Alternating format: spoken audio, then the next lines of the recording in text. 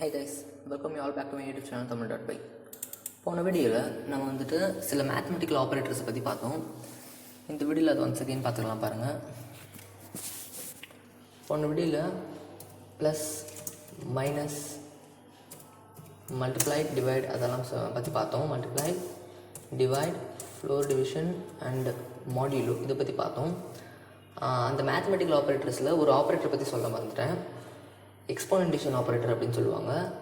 அதோட simple double ஆஸ்ட்ரிக். இப்படி 2 ஆஸ்ட்ரிக் போட்டால் அது பேர் எக்ஸ்போனன்டேஷன் ஆப்ரேட்டர்.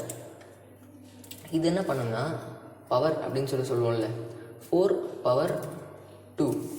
4 power 2ன்னு என்ன அர்த்தம்? 4 ஸ்கொயர். 4 ஸ்கொயரோட ஆன்சர் 16. அதுதான் ஆன்சர் வந்துருக்கு பாருங்கள். இந்த ஆப்ரேட்டர் வந்துட்டு என்ன அர்த்தம்னா 4 power 2 அப்படின்னு நம்ம சூப்பர் ஸ்கிரிப்டில் எழுதுவோம்ல 4 power 2 அப்படின்னு அந்த ஆப்ரேட்டர் தான் இது. ஸோ வந்துட்டு இது வந்துட்டு போன வீடியோவோட கண்டினியூஷன். இப்போ நம்ம வந்துட்டு இந்த வீடியோவில் எதை பற்றி பார்க்க போகிறோம்னா, ஃபஸ்ட்டு டாபிக் கமெண்ட்ஸ்.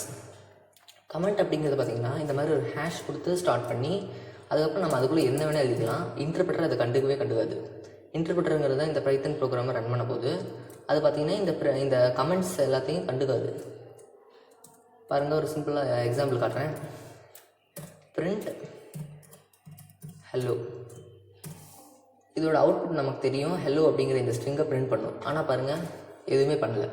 ரீசன் என்ன? இது ஒரு கமெண்ட்டை வந்துட்டு எப்போவுமே பைத்தன் இன்டர்பிரட்டர் ரன் பண்ணாது.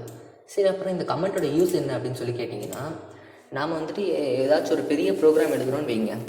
அந்த ப்ரோக்ராம் வந்துட்டு ரொம்ப நாள் கழித்து பார்த்தோம் நம்மளே எடுத்து பார்க்கும்போது அதில் என்ன எழுதியிருக்குன்றது நமக்கே புரியாது சில டைம். இது வந்துட்டு நம்ம எந்தெந்த பார்ட் என்னென்ன வேலை பண்ணுது அப்படின்னு சொல்லி நமக்கு தெரியாது. ஸோ இது தெரிஞ்சுக்கிறதுக்காக தான் நம்ம வந்துட்டு இந்த பார்ட் வந்துட்டு இந்த வேலை பார்க்குது அப்படின்னு சொல்லி ஒரு கமெண்ட் வந்துட்டு எழுதிக்கலாம். அதுக்கப்புறம் பார்த்திங்கன்னா கீழே நம்மளோட கோடு எழுதிட்டே போகலாம்.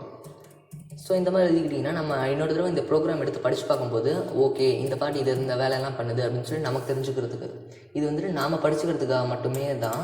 பட் வந்துட்டு இன்டர்பிரட்டர் இந்த கமெண்ட்ஸ் எதுவுமே ரன் பண்ணாது. கமெண்ட் இருக்குன்னா அது பாட்டுக்கு அந்த கிராஸ் பண்ணி போயிட்டே இருக்கும். அதை வந்துட்டு ரன் பண்ணாது இன்டர்பிரட்டர். ஸோ இந்த பிரிண்ட் பாருங்கள், இதுக்கு வந்துட்டு அவுட்புட் ஹெலோ அப்படின்னு சொல்லி வந்திருக்கு. ஆனால் இதுக்கு அவுட்புட் வரல, ஏன்னா கமெண்ட்டை இன்டர்பிரட்டர் ரன் பண்ணாது. கமெண்ட் வந்துட்டு நாம் புரிஞ்சுக்கிறதுக்காக தான், நம்ம ரொம்ப நாள் கழிச்சு அந்த ப்ரோக்ராம் எடுத்து பார்க்கும்போது நம்ம மறந்துடுவோன்றதுக்காக தான் இந்த மாதிரி கமெண்ட்ஸ்லாம் எழுதி வைக்காது. நெக்ஸ்ட் இந்த வீடியோவில் எதை பற்றி பார்க்க போகிறோன்னா, டேட்டா டைப்ஸ். மற்ற ப்ரோக்ராமிங் லாங்குவேஜில் இருக்கிற மாதிரியே இந்த பைத்தன்லேயே டேட்டா டைப்ஸ்லாம் இருக்குது. நான் போன வீடியோவில் சொன்னேன், இந்த மாதிரி வந்துட்டு 2 டபுள் கொட்டேஷனுக்கு நல்ல நடுவில் எழுதுறது இல்லை சிங்கிள் கொட்டேஷனுக்கு நடுவில் எழுதுனாலும் சரி, அது பேர் ஸ்ட்ரிங் அப்படின்னு தான் அர்த்தம். இந்த மாதிரி பாருங்கள், டபுள் கொட்டேஷன் சொல்லுவாங்க இது வந்துட்டு சிங்கிள் கொட்டேஷன் அப்படின்னு சொல்லி சொல்லுவாங்க.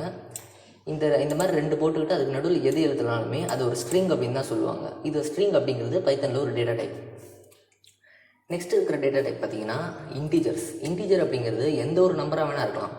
45, 5, 6, 7 இது எந்த ஒரு நம்பருமே ஒரு இன்டீஜர் தான். இன்டீஜர் அப்படின்னு சொல்லுவாங்க பைத்தனில் அதுக்கு. இந்த மாதிரி ஆனால் ஹோல் நம்பர்ஸ், அதாவது வந்துட்டு இன்டீஜர்ஸ் எல்லாமே நெகட்டிவ் நம்பர்ஸ், பாசிட்டிவ் நம்பர்ஸ், -1, -2, 1, 2, 3, 4 அது எல்லாமே பார்த்திங்கன்னா இன்டீஜர்ஸ் அப்படின்னு தான் சொல்லுவாங்க பைத்தனில். நெக்ஸ்ட் பார்த்திங்கன்னா இன்னொரு டேட்டா டைப் இருக்குது, ஃப்ளோட். ஃப்ளோட் அப்படின்னா இந்த டெசிமல் பாயிண்ட் வச்சு எழுதுகிற எல்லா நம்பரையும் நம்ம ஃப்ளோட் அப்படின்னு தான் சொல்லுவோம். இது வந்துட்டு இன்டீஜர் பார்ட் அண்ட் இது வந்துட்டு ஃப்ராக்ஷனல் பார்ட்.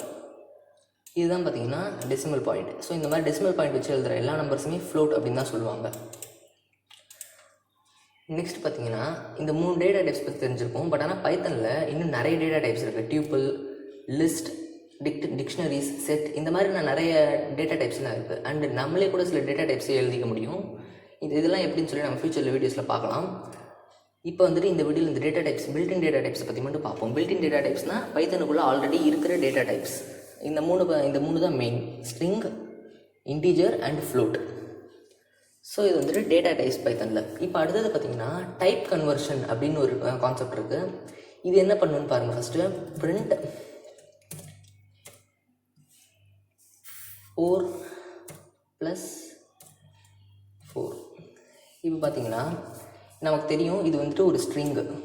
2 கொட்டேஷனுக்கு நடுவில் எழுதியிருக்கும், அதனால் இது ஒரு ஸ்ட்ரிங்கு கூட ஒரு நம்பர் ஆட் பண்ண முடியாது. ஏன்னா வந்துட்டு இது ஒரு ஸ்ட்ரிங்கு, இதை பிரிண்ட் பண்ண போது நம்பரையும் பிரிண்ட் பண்ண முடியும். பட் ஆனால் வந்துட்டு இது 2ஐயும் ப்ளஸ் பண்ண சொல்லி கொடுத்துருக்கேன்.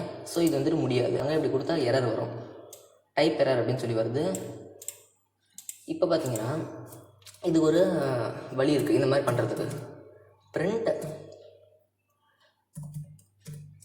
int 4 + 4. இப்போ பார்த்தீங்கன்னா நம்ம அதே பிரிண்ட் ஃபங்க்ஷனை தான் கொடுத்துருக்கோம். அதுக்குள்ளே பார்த்தீங்கன்னா 4 + 4 நம்ம ஏற்கனவே கொடுத்த அதே 4 + 4 இங்கே இருக்குது. பட் ஆனால் பார்த்தீங்கன்னா இந்த இடத்துல பார்த்தீங்கன்னா ஒரு சின்ன கரெக்ஷன், இன்டிஜர் அப்படின்னு சொல்லி இது கொடுத்துருக்கோம். INT அப்படிங்கிற இந்த ஃபங்க்ஷன் என்ன பண்ணணும்னா ஸ்ட்ரிங்கு இல்லை ஃப்ளோட்டை வந்துட்டு நம்பர்ஸாக மாற்றிடும். இப்போ இது வந்துட்டு ஒரு ஸ்ட்ரிங்கு, இது வந்துட்டு இப்போ இன்டிஜராக மாற்ற போகுது இந்த ஃபங்க்ஷன். இப்போ பார்த்தீங்கன்னா 4 + 4 8 நமக்கு ஆன்சர் வந்துருச்சு. இந்த மாதிரியான ஃபங்க்ஷன்ஸ் இருக்குது. இன்ட் அதுக்குள்ளே ஒரு ஸ்ட்ரிங்கை கொடுத்தாலும் சரி, அது ஒரு அவுட்புட் 5, அது அப்படி வந்துட்டு ஒரு நம்பர். அண்ட் அதே மாதிரி இன்டிஜர் அப்படிங்கிற இந்த ஃபங்க்ஷனுக்குள்ளே ஒரு ஃப்ளோட் வேல்யூவும் கொடுக்கலாம். 5.0 அப்படின்னு சொல்லி கொடுத்தோன்னா இது ஒரு ஃப்ளோட் பாயிண்ட் வச்சுருக்கு, அதனால் இது ஒரு ஃப்ளோட் நம்பர். அவுட்புட் பார்த்திங்கன்னா 5 அப்படின்னு சொல்லி தான் வரும். ஏன்னா இது வந்துட்டு அந்த ஃப்ளோட் நம்பரையும் இன்டிஜராக மாற்றிடுச்சு. இது வந்துட்டு டைப் கன்வர்ஷன். இன்டிஜருக்காக இந்த ஃபங்க்ஷன் யூஸ் பண்ணுவாங்க, INT அப்படிங்கிற இந்த ஃபங்க்ஷன் யூஸ் பண்ணுவாங்க. அதே மாதிரி ஃப்ளோட்டுக்கும் இருக்குது. ஃப்ளோட் அப்படிங்கிறது தான் அதோட பேர், ஃப்ளோட். அண்டு அதுக்குள்ளார பார்த்தீங்கன்னா இன்புட் 5 அப்படின்னு சொல்லி கொடுத்தேன்னு வைங்க. இது வந்துட்டு இப்போ ஒரு இன்டிஜர், 5 அப்படிங்கிறது ஒரு இன்டிஜர். இப்போ அதை வந்துட்டு ஒரு ஃப்ளோட்டாக மாற்ற போகுது. பாருங்கள், என்ட்ரு கொடுத்தா 5.0 அப்படின்னு சொல்லி வந்துடும். இதுதான் ஃப்ளோட். இதே மாதிரி வந்துட்டு ஃப்ளோட்குள்ளார ஸ்ட்ரிங்கையும் கொடுக்கலாம். 6 அப்படிங்கிற ஒரு ஸ்ட்ரிங்கு கொடுத்துட்டு க்ளோஸ் பண்ணிக்கிறேன். இப்போ இது வந்துட்டு ஒரு ஸ்ட்ரிங்கு, ஏன்னா டபுள் கொட்டேஷனுக்கு நடுவில் இருக்குது. இது ஒரு ஸ்ட்ரிங். அண்ட் இப்போ இது வந்துட்டு ஃப்ளோட்டாக மாற்ற போது 6.0 அப்படின்னு சொல்லி நமக்கு ஆன்சர் வந்துடும். ஸோ இது வந்துட்டு ஃப்ளோட்டாகவும் மாற்றலாம், இன்டிஜராகவும் மாற்றலாம். அதே மாதிரி ஸ்ட்ரிங்காக மாற்றுறதுக்கும் ஒரு இது இருக்குது. பார்த்தீங்கன்னா பாருங்கள், ஸ்ட்ரிங் அதுக்குள்ளார ஒரு நம்பரை கொடுத்தோம் அப்படின்னா நமக்கு அவுட்புட் 7 தான். பார்த்தீங்கன்னா ஸ்ட்ரிங்காக வந்துருக்கு பாருங்கள், 2 கொட்டேஷனுக்கு நடுவில் 7 அப்படிங்கிற நம்பர் வந்துருக்கு. ஸோ ஸ்ட்ரிங்காக மாற்றுறதுக்காக இந்த ஃபங்க்ஷன் யூஸ் பண்ணுவாங்க. ஸ்ட்ரிங் அப்படிங்கிற STR அப்படிங்கிற இந்த ஃபங்க்ஷன் யூஸ் பண்ணால் நமக்கு ஃப்ளோட் வேல்யூவாக இருந்தாலும் சரி, இல்லை ஒரு இன்டிஜர் வேல்யூவாக இருந்தாலும் சரி, அது ஸ்ட்ரிங்காக மாற்றிடும். பாருங்கள், ஃப்ளோட் வேல்யூக்கும் இது அப்ளை ஆகும். 5.0 அப்படின்னு சொல்லி கொடுத்தோன்னா 2 கொட்டேஷனுக்கு நடுவில் அது எழுதியிருக்கு. ஸோ இப்போ இது வந்துட்டு ஒரு ஸ்ட்ரிங்காக மாற்றிருக்கு. ஸோ இதுதான் வந்துட்டு டைப் கன்வர்ஷன் அப்படின்னு சொல்லுவாங்க. சரி, ஓகே. இந்த வீடியோவில் நம்ம வந்துட்டு என்னென்ன பார்த்தோம்னா கமெண்ட்ஸை பற்றி பார்த்தோம். அண்ட் அப்புறம் வந்துட்டு என்ன டேட்டா டைப்ஸ் பைத்தனில் இருக்குதுன்னு சொல்லி பார்த்தோம். ஸ்ட்ரிங் இருக்குது, இன்டிஜர்ஸ் இருக்குது, அண்டு ஃப்ளோட் இருக்குது. அண்ட் அதெல்லாம் எப்படி ஒவ்வொரு டைப்லேருந்து இன்னொரு டைப்புக்கு மாற்றுறது அப்படின்னு சொல்லி பார்த்தோம். அந்த கான்செப்ட் பேர் டைப் கன்வர்ஷன். ஸோ அதை பற்றி பார்த்தோம். இன்டிஜர்ஸாக மாற்றலாம், ஃப்ளோட்டாக மாற்றலாம், ஸ்ட்ரிங்காக மாற்றலாம். ஸோ இந்த வீடியோவில் நம்ம இதை பார்த்துருக்கோம். அடுத்த வீடியோவில் இன்னும் நிறைய விஷயங்கள் டிஸ்கஸ் பண்ணலாம். உங்கள் எல்லோரும் அடுத்த வீடியோவில் மீட் பண்ணுறேன். Bye guys.